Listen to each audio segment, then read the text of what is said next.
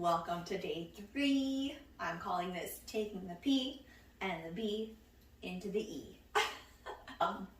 So before we dive into this, I want to take a hot second and just remind you of how amazing you are. I'm sure you do not hear this often enough. As moms, we don't.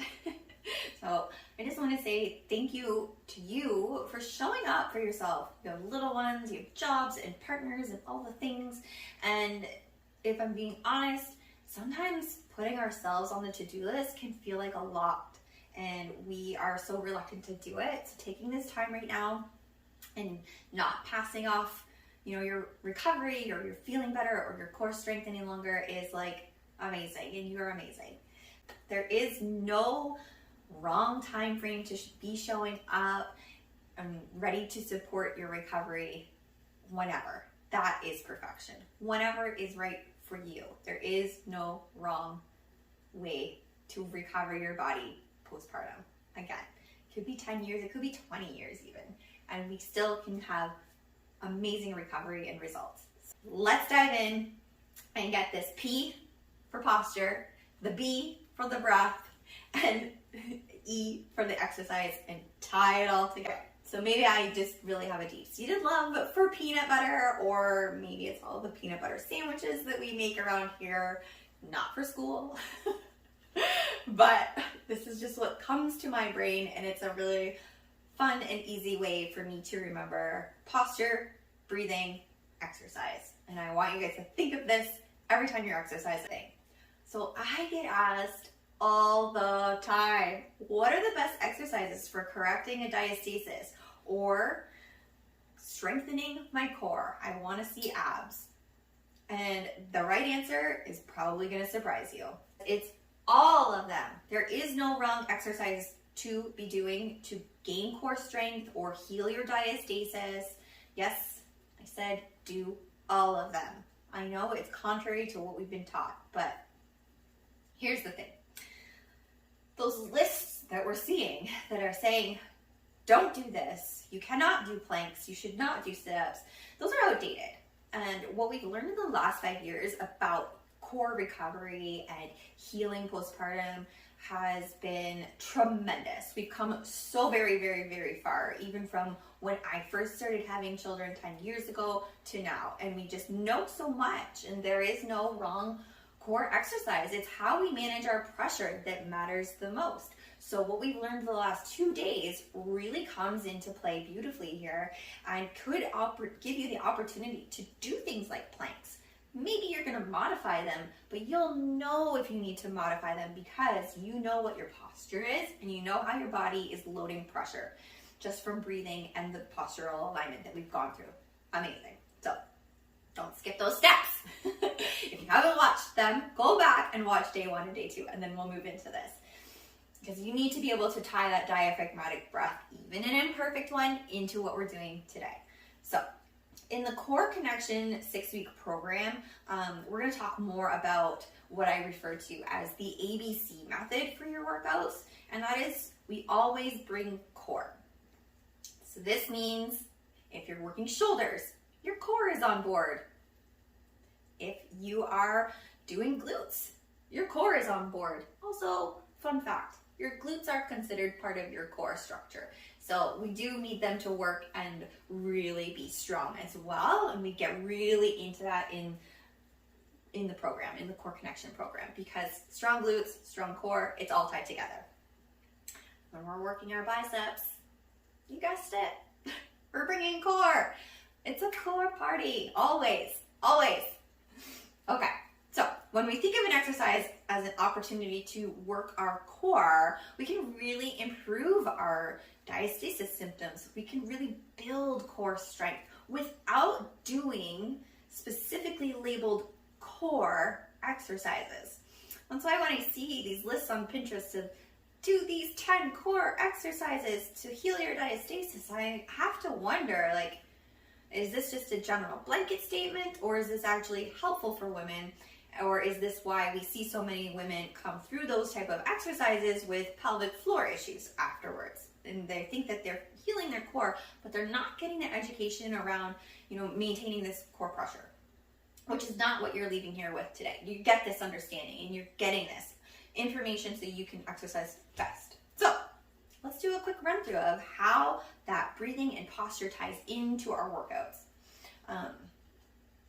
We kind of touched on this yesterday, but I want you to think about, before you start your rep of anything that you're doing, I want you to fill your body up with air. So you're going to take a nice big inhale, expanding your ribs, big 360 breath.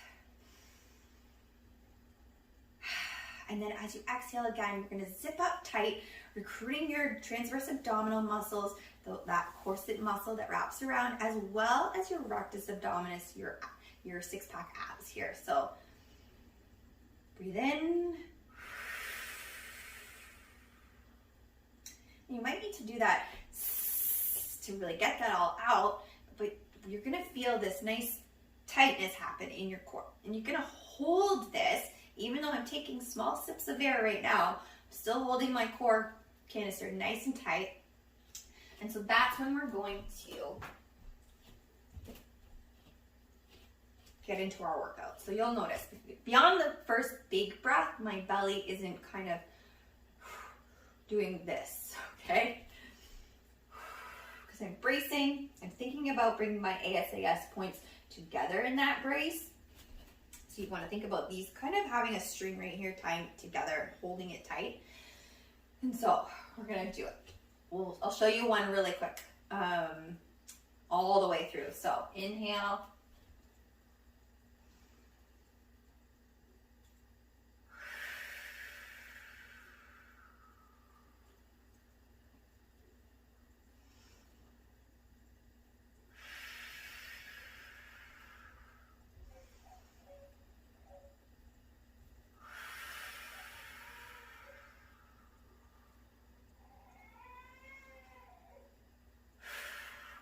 So what you'll notice is, beyond that big initial inhale in my belly, filling with air, you're not going to see it popping out with each rep. I'm taking small sips of air.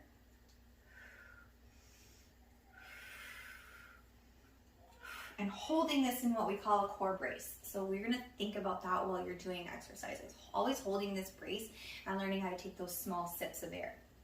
Now, if you need to, I encourage you to slow right down. I see often we want to rush through and we're just going.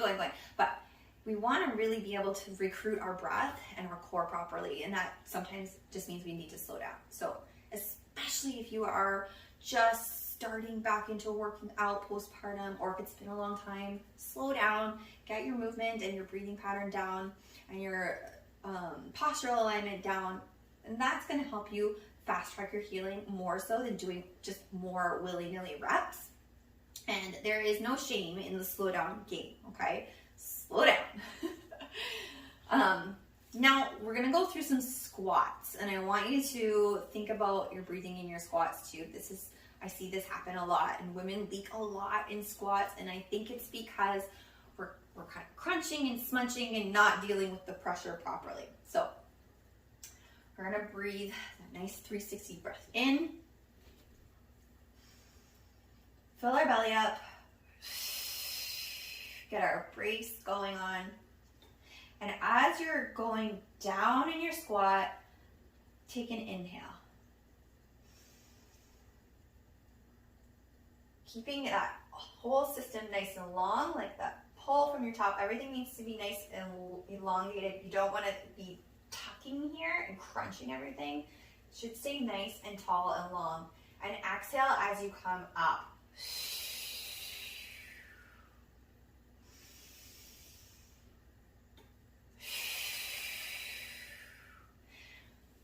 Again, slow down. Slow and steady wins the race.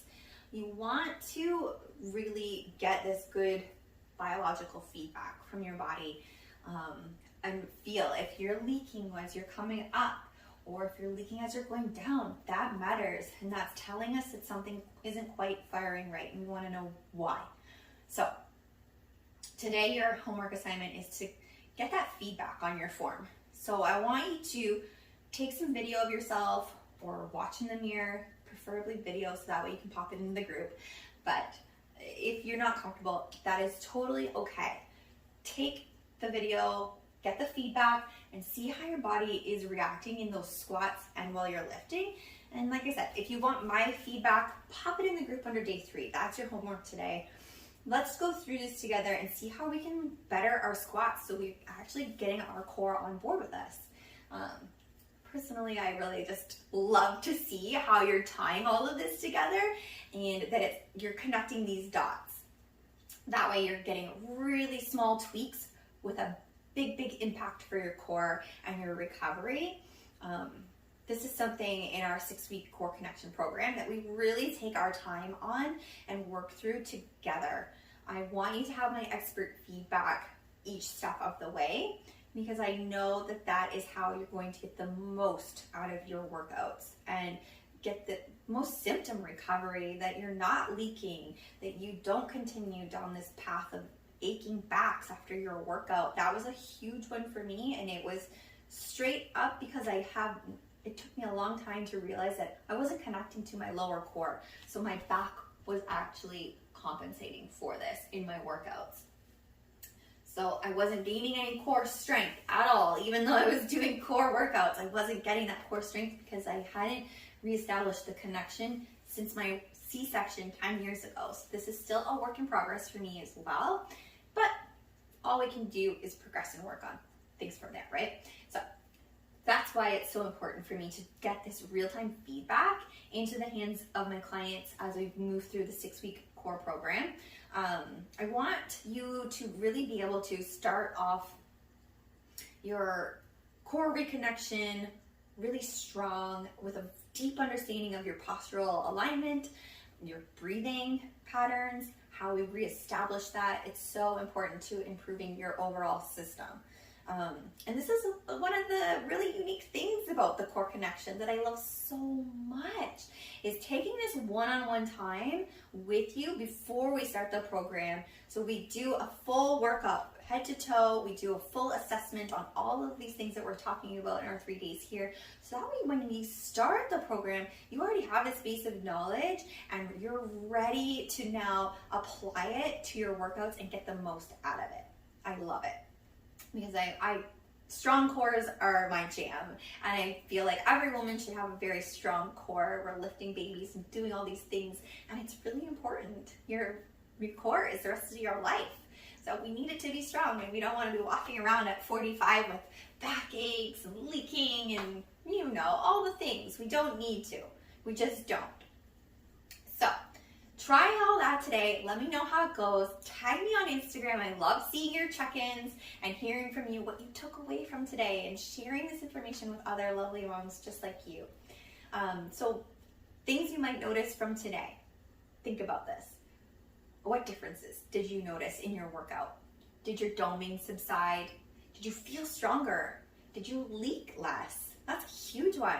Just your breathing alone and the actions that you take coming up out of that squat and exhaling, that can be the difference between leaking and not.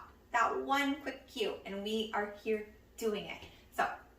So excited to hear from you guys today. Stay tuned for tomorrow. I know I said 3 days, but who would I be without some juicy bonuses in there for you tomorrow? So sit tight.